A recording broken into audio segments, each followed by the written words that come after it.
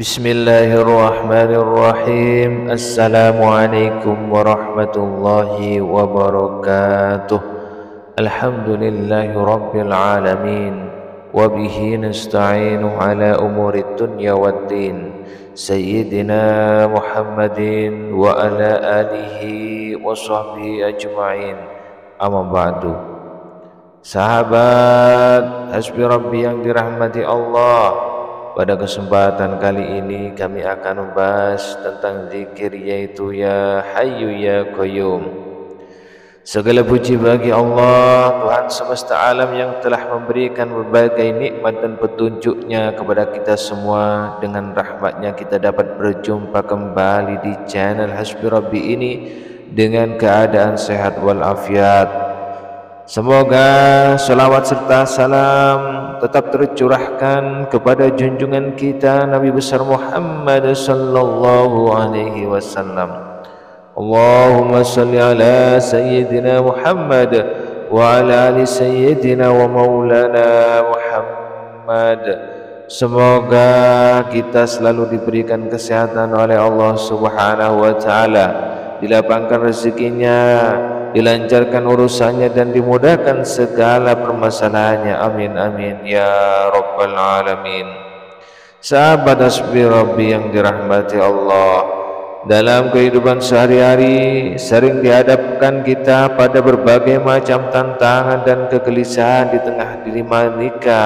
Di tengah dinamika ini, banyak orang yang mencari ketenangan.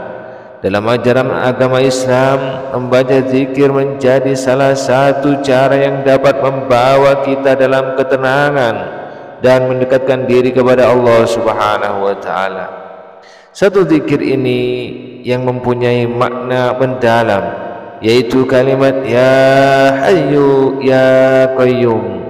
Kalimat tersebut mengajarkan tentang pentingnya menghidupkan hati, merasakan kehadiran Allah Subhanahu wa taala dalam hati, dan menjalankannya kita dengan merendahkan diri di hadapan Allah Subhanahu wa taala, dan mengakui bahwa menjadi kunci yang ampuh dalam kehidupan sehari-hari sejatinya adalah mereka yang selalu merasa rendah di hadapan Allah, merasa tidak sempurna, dan menyadari bahwa hanya Allah yang memiliki segalanya. Ketika hati kita mampu merasakan hal ini, itulah saat cahaya Allah mulai menyinari hati kita. Para sahabat yang dirahmati Allah,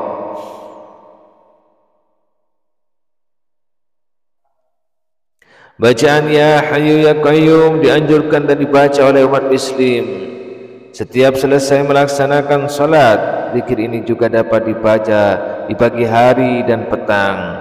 Dari Anas bin Malik radhiyallahu an, ia berkata bahwa Nabi Muhammad SAW bersabda pada Fatimah putrinya, "Apa yang menghalangimu untuk mendengar wasiatku atau yang kuingatkan padamu setiap pagi dan petang, yaitu ucapkanlah Ya Hayyu Ya Qayyum, birahmatika astaghis wa aslih li sya'ni kullahu wa la takilni ila nafsi tarfata ainin abada." Artinya, wahai Rabb yang maha hidup, wahai Rabb yang berdiri sendiri, tidak butuh segala sesuatu, dengan rahmatmu aku minta pertolongan. Perbaikilah segala urusanku, dan jangan diserahkan kepadaku sekalipun sekejap mata tanpa mendapat pertolongan darimu selamanya. Dalam hadis ini dijelaskan bahwa apabila Rasulullah menghadapi suatu masalah, beliau mengangkat kepalanya ke langit. Jika bersungguh-sungguh dalam berdoa, beliau mengucapkan Ya Hayyu Ya Qayyum.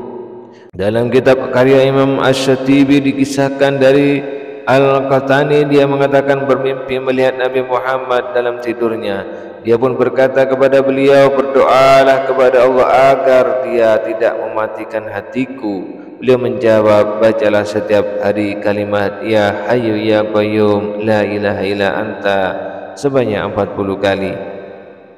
Keutamaan zikir Ya Hayyu Ya Qayyum dari Imam Ghazali berkata, barang siapa menginginkan agar mempunyai kewibawaan, dimuliakan, terlindungi dari segala bahaya dan tipu daya musuh, didengar dan ditaati tutur katanya, dan juga luas rezekinya yang kemudian menjadi kaya, maka hendaklah membaca dua asma Allah, Ya Hayyu Ya Qayyum, wahai yang maha hidup dan yang maha berdiri sendiri. Bacalah tersebut 1000 kali setiap hari. Sahabat Hasbi Rabbi yang dirahmati Allah, lantas kapan waktu mustajab untuk membaca Ya Hayyu Ya Qayyum? Ada 3 waktu yang dianggap mustajab untuk membaca kalimat Ya Hayyu Ya Qayyum. Ya Hayyu Ya Qayyum membuka pintu pertolongan dan keberkahan dari Allah. Yang pertama, setelah sholat fardu. Setelah melakukan sholat fardu, kita diibaratkan seperti orang yang sedang mandi secara rohani. Dalam kebersihan ini membaca Ya Hayyu Ya Qayyum membantu menjaga kesucian hati dan memperoleh berkah dari Allah. Melalui zikir ini kita dapat memperkuat hubungan spiritual dengan Allah Subhanahu wa taala. Kemudian yang kedua, waktu tengah malam atau sepertiga malam. Waktu tengah malam dianggap sebagai waktu mustajab karena banyak orang yang tertidur dan sedikit yang meminta kepada Allah melakukan sholat 2 rakaat dan membaca Ya Hayyu Ya Qayyum di saat ini. Diharapkan dapat membawa ketenangan dan pertolongan darinya. Dalam keinginan ini malam, hubungan kita dekat dengan Allah Subhanahu wa taala.